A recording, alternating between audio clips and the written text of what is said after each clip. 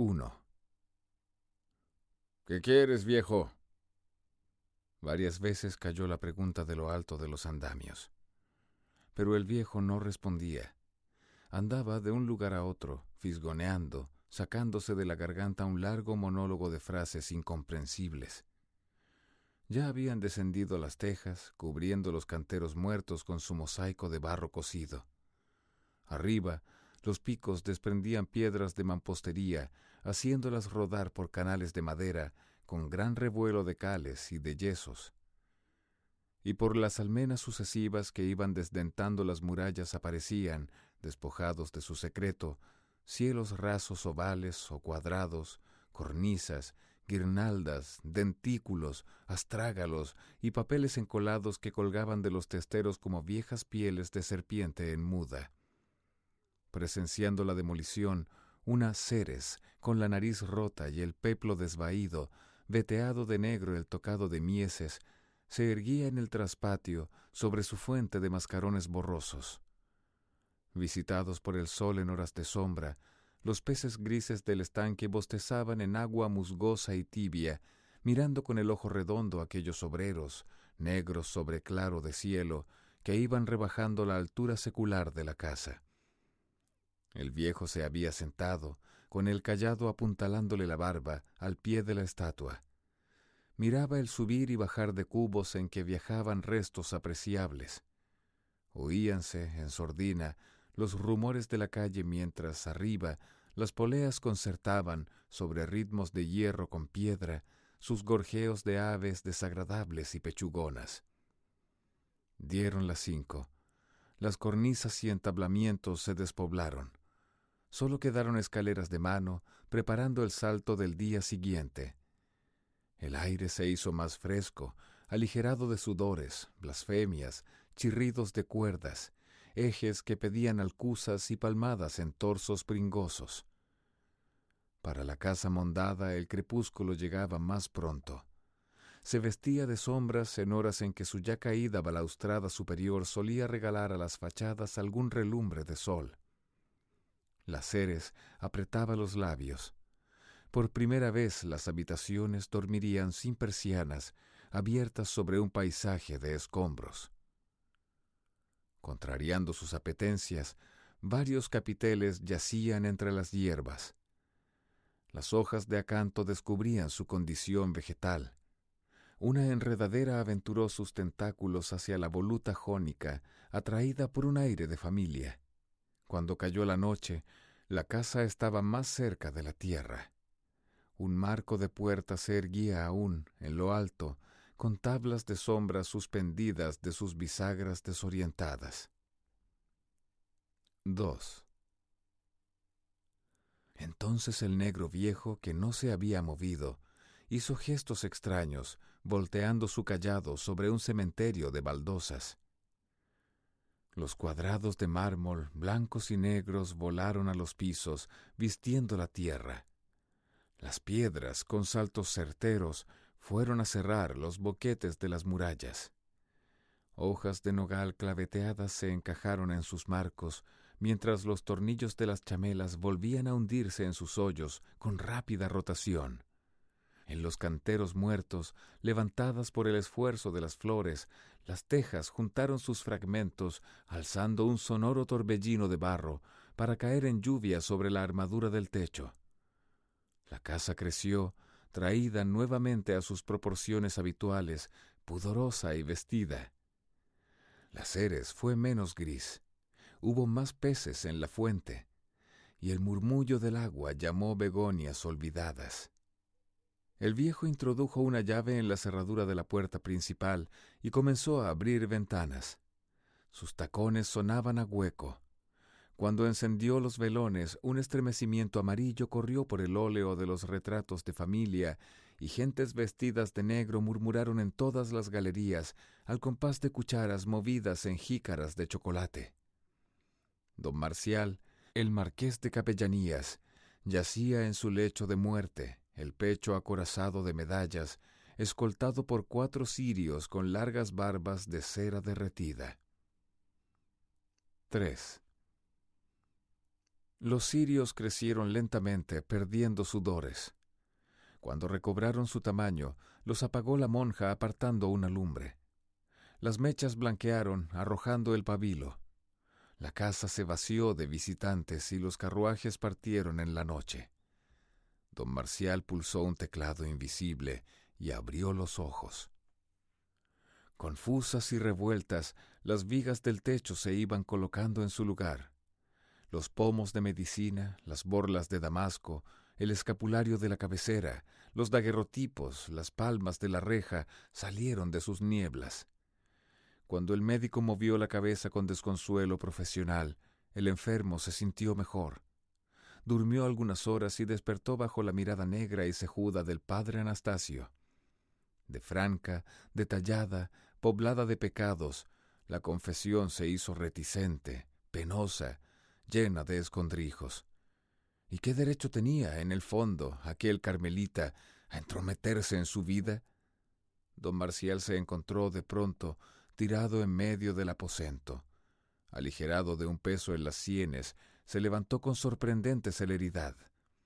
La mujer desnuda que se desperezaba sobre el brocado del lecho buscó enaguas y corpiños, llevándose, poco después, sus rumores de seda estrujada y su perfume. Abajo, en el coche cerrado, cubriendo tachuelas del asiento, había un sobre con monedas de oro. Don Marcial no se sentía bien. Al arreglarse la corbata frente a la luna de la consola se vio congestionado.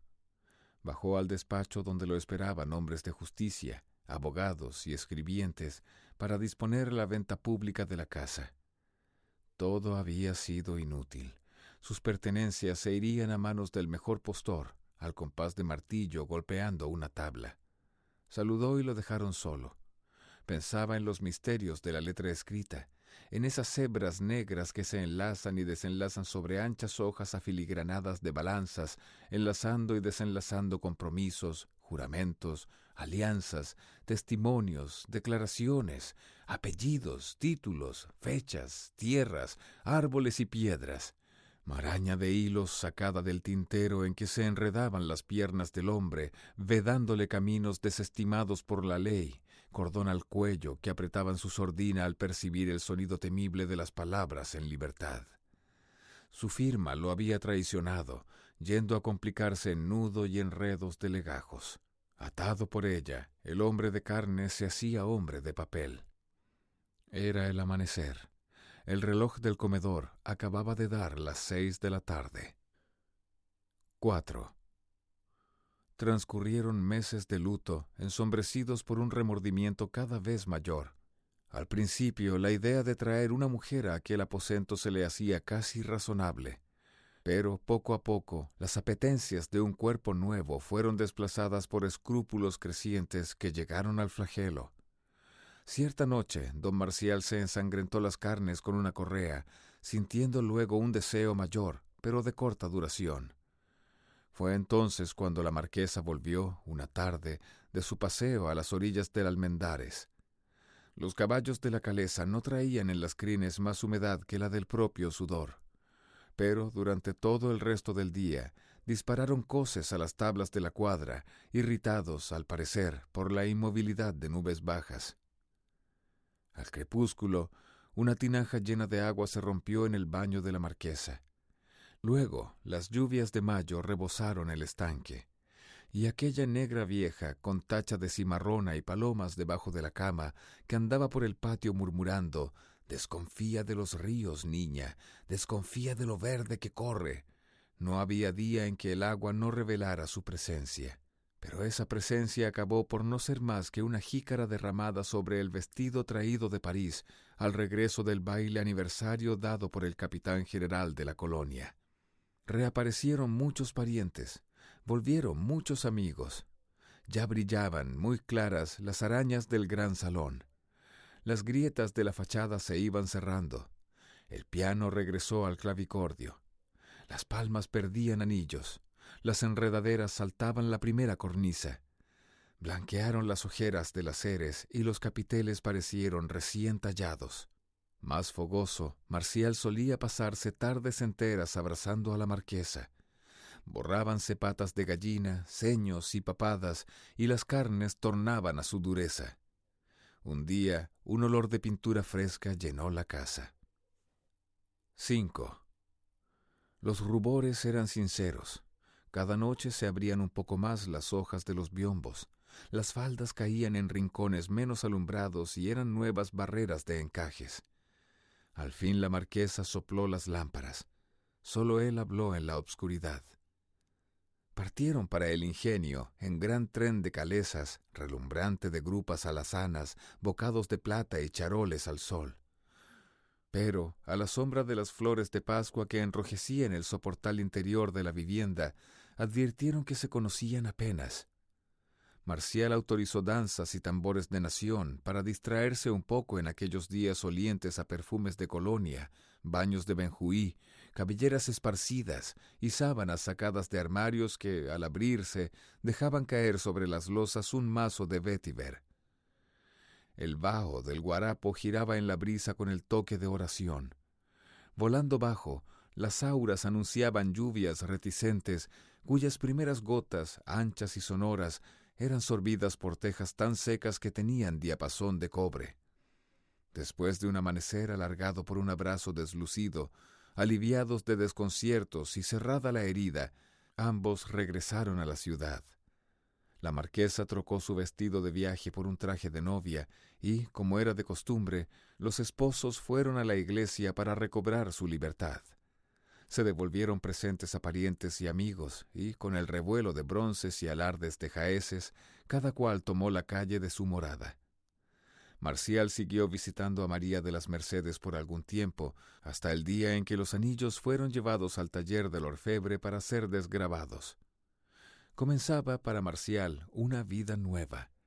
En la casa de altas rejas, la Ceres fue sustituida por una Venus italiana y los mascarones de la fuente adelantaron casi imperceptiblemente el relieve al ver todavía encendidas, pintada ya el alba, las luces de los velones. 6. Una noche, después de mucho beber y marearse con tufos de tabaco frío dejados por sus amigos, Marcial tuvo la sensación extraña de que los relojes de la casa daban las 5, luego las 4:30, luego las 4, luego las 3:30. Era como la percepción remota de otras posibilidades, como cuando se piensa en enervamiento de vigilia, que puede andarse sobre el cielo raso con el piso por cielo raso, entre muebles firmemente asentados entre las vigas del techo. Fue una impresión fugaz que no dejó la menor huella en su espíritu, poco llevado, ahora, a la meditación. Y hubo un gran sarao en el salón de música el día en que alcanzó la minoría de edad.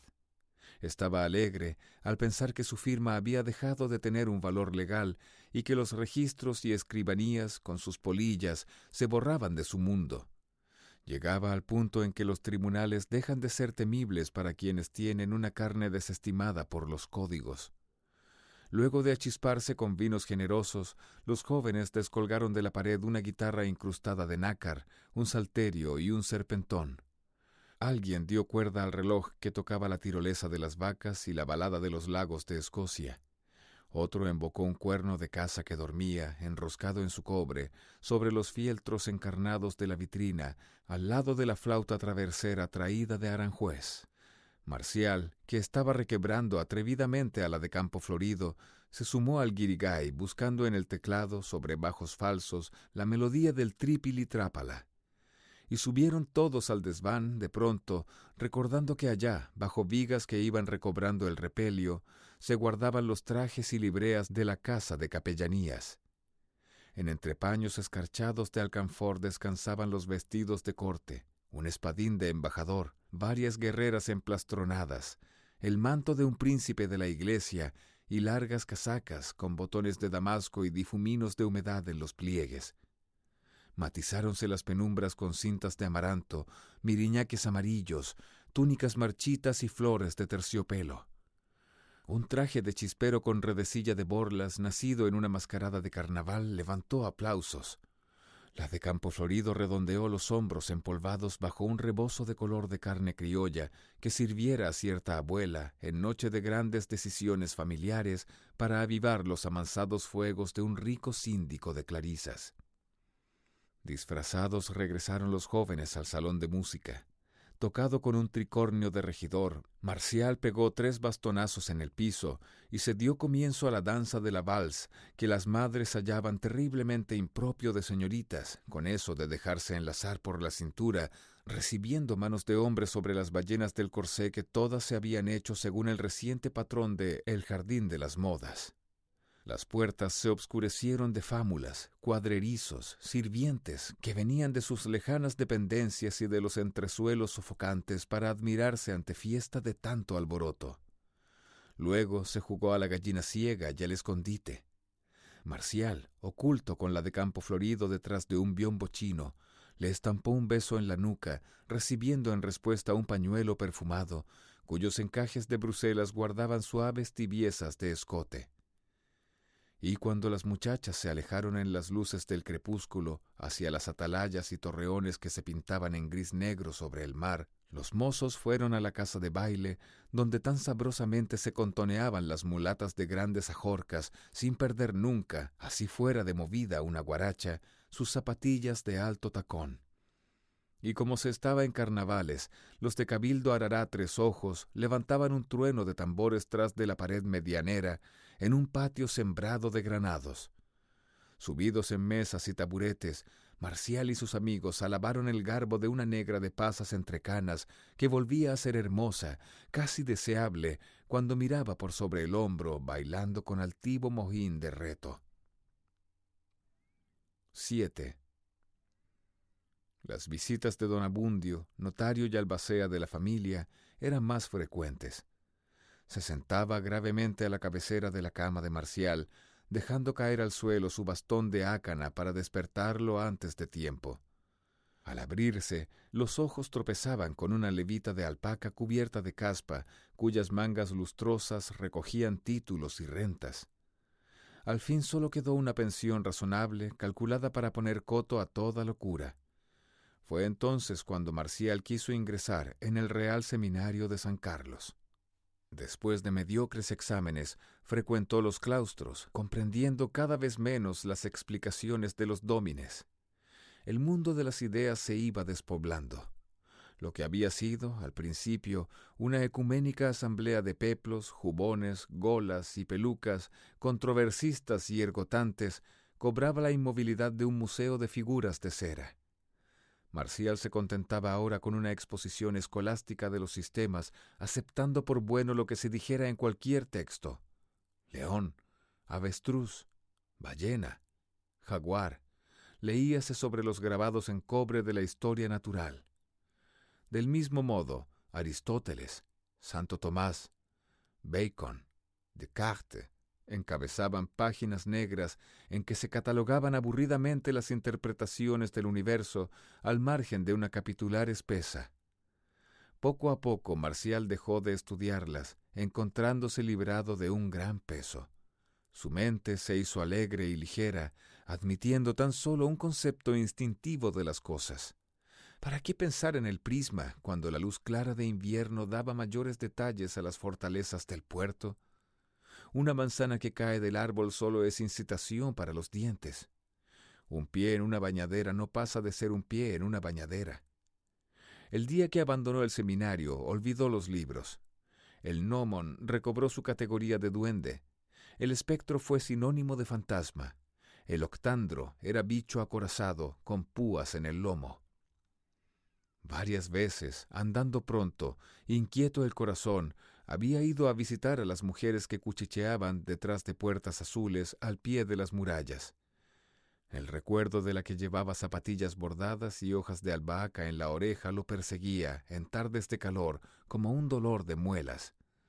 Pero, un día, la cólera y las amenazas de un confesor le hicieron llorar de espanto. Cayó por última vez en las sábanas del infierno, renunciando para siempre a sus rodeos por calles poco concurridas, a sus cobardías de última hora que le hacían regresar con rabia a su casa, Luego de dejar a sus espaldas cierta acera rajada, señal, cuando andaba con la vista baja, de la media vuelta que debía darse por hollar el umbral de los perfumes. Ahora vivía su crisis mística, poblada de detentes, corderos pascuales, palomas de porcelana, vírgenes de manto azul celeste, estrellas de papel dorado, reyes magos, ángeles con alas de cisne, el asno, el buey y un terrible San Dionisio que se le aparecía en sueños con un gran vacío entre los hombros y el andar vacilante de quien busca un objeto perdido. Tropezaba con la cama y Marcial despertaba sobresaltado, echando mano al rosario de cuentas sordas. Las mechas, en sus pocillos de aceite, daban luz triste a imágenes que recobraban su color primero. 8. Los muebles crecían. Se hacía más difícil sostener los antebrazos sobre el borde de la mesa del comedor. Los armarios de cornisas labradas ensanchaban el frontis. Alargando el torso, los moros de la escalera acercaban sus antorchas a los balaustres del rellano. Las butacas eran más hondas y los sillones de mecedora tenían tendencia a irse para atrás. No había ya que doblar las piernas al recostarse en el fondo de la bañadera con anillas de mármol. Una mañana en que leía un libro licencioso, Marcial tuvo ganas súbitamente de jugar con los soldados de plomo que dormían en sus cajas de madera. Volvió a ocultar el tomo bajo la jofaina del lavabo y abrió una gaveta sellada por las telarañas. La mesa de estudio era demasiado exigua para dar cabida a tanta gente. Por ello, Marcial se sentó en el piso. Dispuso los granaderos por filas de 8. Luego, los oficiales a caballo, rodeando al abanderado. Detrás, los artilleros con sus cañones, escobillones y botafuegos. Cerrando la marcha, pífanos y timbales con escolta de redoblantes. Los morteros estaban dotados de un resorte que permitía lanzar bolas de vidrio a más de 1 metro de distancia. ¡Pum! ¡Pum! ¡Pum! Caían caballos, caían abanderados, caían tambores. Hubo de ser llamado 3 veces por el negro Eligio para decidirse a lavarse las manos y bajar al comedor. Desde ese día, Marcial conservó el hábito de sentarse en el enlosado. Cuando percibió las ventajas de esa costumbre, se sorprendió por no haberlo pensado antes. Afectas al terciopelo de los cojines, las personas mayores sudan demasiado. Algunas huelen a notario, como don Abundio, por no conocer con el cuerpo echado la frialdad del mármol en todo tiempo. Solo desde el suelo pueden abarcarse totalmente los ángulos y perspectivas de una habitación. Hay bellezas de la madera, misteriosos caminos de insectos, rincones de sombra que se ignoran a altura de hombre. Cuando llovía, Marcial se ocultaba debajo del clavicordio. Cada trueno hacía temblar la caja de resonancia, poniendo todas las notas a cantar. Del cielo caían los rayos para construir aquella bóveda de calderones órgano, pinar al viento, mandolina de grillos. 9. Aquella mañana lo encerraron en su cuarto. Oyó murmullos en toda la casa y el almuerzo que le sirvieron fue demasiado suculento para un día de semana. Había 6 pasteles de la confitería de la Alameda, cuando solo 2 podían comerse, los domingos, después de misa. Se entretuvo mirando estampas de viaje, hasta que el abejeo creciente, entrando por debajo de las puertas, le hizo mirar entre persianas. Llegaban hombres vestidos de negro, portando una caja con agarraderas de bronce. Tuvo ganas de llorar, pero en ese momento apareció el calecero Melchor, luciendo sonrisa de dientes en lo alto de sus botas sonoras. Comenzaron a jugar al ajedrez. Melchor era caballo. Él era rey. Tomando las losas del piso por tablero, podía avanzar de una en una, mientras Melchor debía saltar una de frente y 2 de lado, o viceversa. El juego se prolongó hasta más allá del crepúsculo, cuando pasaron los bomberos del comercio. Al levantarse fue a besar la mano de su padre que yacía en su cama de enfermo. El marqués se sentía mejor y habló a su hijo con el empaque y los ejemplos usuales.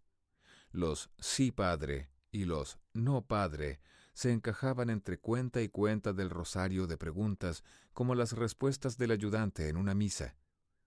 Marcial respetaba al marqués, pero era por razones que nadie hubiera acertado a suponer. Lo respetaba porque era de elevada estatura y salía, en noches de baile, con el pecho rutilante de condecoraciones, porque le envidiaba el sable y los entorchados de oficial de milicias, porque, en Pascuas, había comido un pavo entero, relleno de almendras y pasas, ganando una apuesta, porque cierta vez, sin duda con el ánimo de azotarla, agarró a una de las mulatas que barrían la rotonda, llevándola en brazos a su habitación. Marcial, oculto detrás de una cortina, la vio salir poco después llorosa y desabrochada, alegrándose del castigo, pues era la que siempre vaciaba las fuentes de compota devueltas a la alacena. El padre era un ser terrible y magnánimo al que debía amarse después de Dios. Para Marcial era más Dios que Dios, porque sus dones eran cotidianos y tangibles, pero prefería el Dios del cielo porque fastidiaba menos. 10. Cuando los muebles crecieron un poco más y Marcial supo como nadie lo que había debajo de las camas, armarios y vargueños, ocultó a todos un gran secreto. La vida no tenía encanto fuera de la presencia del calecero Melchor. Ni Dios, ni su padre, ni el obispo dorado de las procesiones del Corpus eran tan importantes como Melchor. Melchor venía de muy lejos. Era nieto de príncipes vencidos. En su reino había elefantes, hipopótamos, tigres y jirafas. Ahí los hombres no trabajaban, como don Abundio, en habitaciones obscuras, llenas de legajos. Vivían de ser más astutos que los animales. Uno de ellos sacó el gran cocodrilo del lago azul, ensartándolo con una pica oculta en los cuerpos apretados de 12 ocas asadas. Melchor sabía canciones fáciles de aprender, porque las palabras no tenían significado y se repetían mucho. Robaba dulces en las cocinas, se escapaba de noche por la puerta de los cuadrerizos y cierta vez había apedreado a los de la Guardia Civil, desapareciendo luego en las sombras de la calle de la Amargura. En días de lluvia, sus botas se ponían a secar junto al fogón de la cocina. Marcial hubiese querido tener pies que llenaran tales botas. La derecha se llamaba Calambín, la izquierda Calambán. Aquel hombre que dominaba los caballos cerreros con solo encajarles 2 dedos en los belfos. Aquel señor de terciopelos y espuelas que lucía chisteras tan altas, sabía también lo fresco que era un suelo de mármol en verano y ocultaba debajo de los muebles una fruta o un pastel arrebatados a las bandejas destinadas al gran salón. Marcial y Melchor tenían en común un depósito secreto de grajeas y almendras que llamaban el Urí Urí Urá, con entendidas carcajadas. Ambos habían explorado la casa de arriba abajo, siendo los únicos en saber que existía un pequeño sótano lleno de frascos holandeses debajo de las cuadras y que en desván inútil, encima de los cuartos de criadas, 12 mariposas polvorientas acababan de perder las alas en caja de cristales rotos. 11. Cuando Marcial adquirió el hábito de romper cosas, olvidó a Melchor para acercarse a los perros. Había varios en la casa: el atigrado grande, el podenco que arrastraba las tetas, el galgo, demasiado viejo para jugar, el lanudo que los demás perseguían en épocas determinadas y que las camareras tenían que encerrar. Marcial prefería a Canelo porque sacaba zapatos de las habitaciones y desenterraba los rosales del patio. Siempre negro de carbón o cubierto de tierra roja, devoraba la comida de los demás, chillaba sin motivo y ocultaba huesos robados al pie de la fuente. De vez en cuando, también, vaciaba un huevo acabado de poner, arrojando la gallina al aire con brusco palancazo del hocico. Todos daban de patadas al Canelo, pero Marcial se enfermaba cuando se lo llevaban. Y el perro volvía triunfante, moviendo la cola, después de haber sido abandonado más allá de la casa de beneficencia, recobrando un puesto que los demás, con sus habilidades en la caza o desvelos en la guardia, nunca ocuparían. Canelo y Marcial orinaban juntos. A veces escogían la alfombra persa del salón para dibujar en su lana formas de nubes pardas que se ensanchaban lentamente. Eso costaba castigo de cintarazos. Pero los cintarazos no dolían tanto como creían las personas mayores. resultaban, en cambio, pretexto admirable para armar concertantes de aullidos y provocar la compasión de los vecinos. Cuando la bizca del tejadillo calificaba a su padre de bárbaro, Marcial miraba a Canelo, riendo con los ojos. Lloraban un poco más para ganarse un bizcocho y todo quedaba olvidado. Ambos comían tierra, se revolcaban al sol, bebían en la fuente de los peces, buscaban sombra y perfume al pie de las albahacas. En horas de calor, los canteros húmedos se llenaban de gente. Ahí estaba la gansa gris, con bolsa colgante entre las patas zambas, el gallo viejo de culo pelado, la lagartija que decía «Hurí, hurá», sacándose del cuello una corbata rosada, el triste jubo, nacido en ciudad sin hembras, el ratón que tapiaba su agujero con una semilla de carey. Un día señalaron el perro a Marcial. «Guau, guau», dijo. Hablaba su propio idioma. Había logrado la suprema libertad. Ya quería alcanzar con sus manos objetos que estaban fuera del alcance de sus manos. 12. Hambre, sed, calor, dolor, frío. Apenas Marcial redujo su percepción a la de estas realidades esenciales, renunció a la luz que ya le era accesoria. Ignoraba su nombre. Retirado el bautismo con su sal desagradable, no quiso ya el olfato, ni el oído, ni siquiera la vista. Sus manos rozaban formas placenteras. Era un ser totalmente sensible y táctil. El universo le entraba por todos los poros. Entonces cerró los ojos que sólo divisaban gigantes nebulosos y penetró en un cuerpo caliente, húmedo, lleno de tinieblas, que moría. El cuerpo, al sentirlo arrebozado con su propia sustancia, resbaló hacia la vida. Pero ahora el tiempo corrió más pronto, adelgazando sus últimas horas. Los minutos sonaban aglizando de naipes bajo el pulgar de un jugador. Las aves volvieron al huevo en torbellino de plumas. Los peces cuajaron la hueva, dejando una nevada de escamas en el fondo del estanque. Las palmas doblaron las pencas, desapareciendo en la tierra como abanicos cerrados.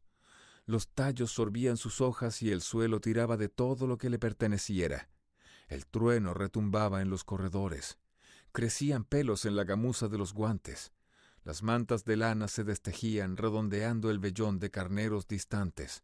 Los armarios, los vargueños, las camas, los crucifijos, las mesas, las persianas, salieron volando en la noche, buscando sus antiguas raíces al pie de las selvas. Todo lo que tuviera clavos se desmoronaba. Un bergantín, anclado no se sabía dónde, llevó presurosamente a Italia los mármoles del piso y de la fuente. Las panoplias, los herrajes, las llaves, las cazuelas de cobre, los brocados de las cuadras se derretían, engrosando un río de metal que galerías sin techo canalizaban hacia la tierra. Todo se metamorfoseaba, regresando a la condición primera. El barro volvió al barro, dejando un yermo en lugar de la casa. 13. Cuando los obreros vinieron con el día para proseguir la demolición, encontraron el trabajo acabado.